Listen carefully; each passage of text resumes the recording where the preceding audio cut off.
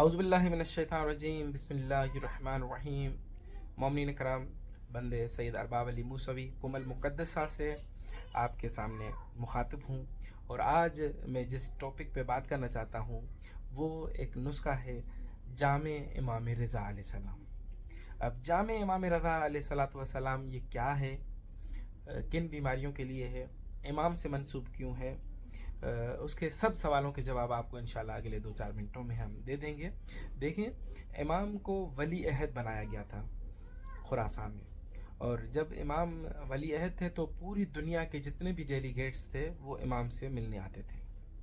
फिर कुछ मौला के मुहिब थे, कुछ मौला के जो है सिफारती ताल्लुकात की वजह से, और कुछ गैर उल्फत और मोहब्बत की मवद्दत की वजह से आते थे। जब इमाम के पास आते तो इमाम जाते वक्त इमाम उनसे पूछते थे कि कोई मसला, कोई परेशानी, तो हर कोई ना कोई अपनी वजह बताता था। हत्ता कि एक बहुत ही मारूफ एक वाक़या भी है कि एक सिंध से एक शख्स आए, इस्माइल सिंधी के नाम से गालिबन, कि वो जब इमाम के पास आए, उनको अरबी नहीं आती थी, बिल आखिर कहीं से पूछते इमाम तक पहुँच गए। और जब वो आते हैं तो चूँकि उनको सिंधी ज़बान आती थी तो उन्होंने सिंधी में सलाम किया, इमाम ने उनका जवाब दिया सिंधी ज़बान में। फिर इमाम उनके साथ बैठ के काफ़ी देर तक जो है सिंधी ज़बान में ही गुफ्तगू करते रहे। और जब वो जाने लगे तो इमाम ने उनसे पूछा कि किसी चीज़ की ज़रूरत हो, कोई मुश्किल हो, तो कहने लगे मौला मैं बाहर बाज़ार में जाता हूँ, सब अरबी बोलते हैं और मुझे अरबी नहीं आती, आप लुत्फ़ करें। तो इमाम ने जो है अपने हाथ उनके होंठों पर फेरे। अब जैसे ही हाथ फेरे तो वो फर अरबी बोलना शुरू कर दिया उन्होंने। ठीक, तो ये तो एक अहल बैत का घराना, ये तो ख़ुद आइम्मत है, मगर इनके बच्चे भी जो है ये चीज़ें अता करने वाले हैं। आज भी उलमाए कराम से ऐसे करामात जो हैं हमारे पास मौजूद हैं। तो इसी तरह जब इमाम वली अहद थे खुरासान में तो लोग आते थे तो इमाम से आके शिकायत करते थे कि मौला मैं मरीज़ हूँ, ये मेरे वालिद मरीज़ हैं, मेरे भाई मरीज़ हैं। तो इमाम सबको एक नुस्खा देते थे जिसको कहते हैं जामे।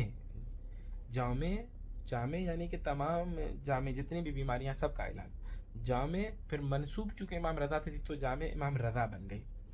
ठीक है, तो उसका कमाल ये है कि आपको जो भी बीमारी हो, आपने उसके खाने का तरीक़ेकार ये ऐसा है कि मिसाल के तौर पर आपको शुगर है तो आप उसको जौ के पानी के साथ खाएंगे तो शुगर ख़त्म हो जाएगी। आपको ब्लड प्रेशर है तो शहद के पानी के साथ खाएंगे तो आपकी ब्लड प्रेशर ख़त्म हो जाएगा। अगर आपको खांसी है तो सौंफ के पानी के साथ खाएंगे तो खांसी ख़त्म हो जाएगी। किसी को औलाद नहीं हो रही तो फिर काले चने के पानी के साथ खाएंगे तो औलाद हो जाएगी। इसी तरह से गुर्दे में पथरी है तो मूली के पानी के साथ खाएंगे तो गुर्दे की पथरी ख़त्म हो जाएगी। पित्ते में पथरी है तो आप सनाए मक्की के पानी के साथ खाएंगे तो पित्ते की पथरी ख़त्म हो जाएगी। तो इसी तरीके से मुख्तलिफ़ बीमारियों के लिए आयतुल्लाह तबरेज़ियान, जिन्होंने तिब को ज़िंदा किया दोबारा से, तिब में जान बख्शी, जिनको फादर ऑफ तिब इस्लामी भी कहा जाता है, इनके पास एक शख्स आया जिसकी ये 4 उंगलियां कटी हुई थी। तो इन्होंने कहा कि रिवायत में तो नहीं, चूँकि रिवायत में 45 बड़ी बड़ी बीमारियों का इलाज है, तो इन्होंने कहा कि अप्लाई करके देखते हैं। इन्होंने क्या किया, शहद में मिला के जामे इमाम रज़ा को इनकी उंगलियों पे लगाया और शहद के साथ खिलाया। 40वें दिन तक ये सारी उंगलियां उस शख्स की बाहर आ गई। अल्लाह अकबर। सबके पास, जो भी अभी मेरे मोबाइल में मेरी वीडियो सुन रहे हैं, देख रहे हैं, गूगल पे सर्च कर लें जामे इमाम रज़ा, तो वो न फ़कत वो शख्स, न जाने ऐसे कितने हज़ारों शख्स जो है उसके बाद इस नुस्खे से शिफायाब हो चुके हैं। और उन्होंने अपनी ये हाथों की तस्वीरें भी गूगल पे आपको सेंड की हुई हैं, आप सर्च करेंगे तो आपको मिल जाएंगी।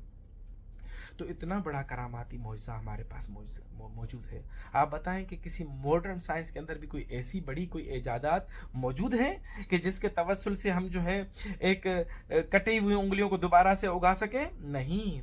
मगर जो इल्म लदुन्नी के मालिक थे, उनके पास कोई चीज़ भी मुश्किल नहीं है। वो चाहें तो दीवार से ऊँट निकाल सकते हैं, ये उंगलियां तो कुछ नहीं हैं। इंशाल्लाह अगले हफ्ते एक नए टॉपिक के साथ दोबारा आपके सामने हाज़िर होंगे। बस तब तक हमें इजाज़त दें। वस्सलामु अलैकुम वरहमतुल्लाहि वबरकातुहू।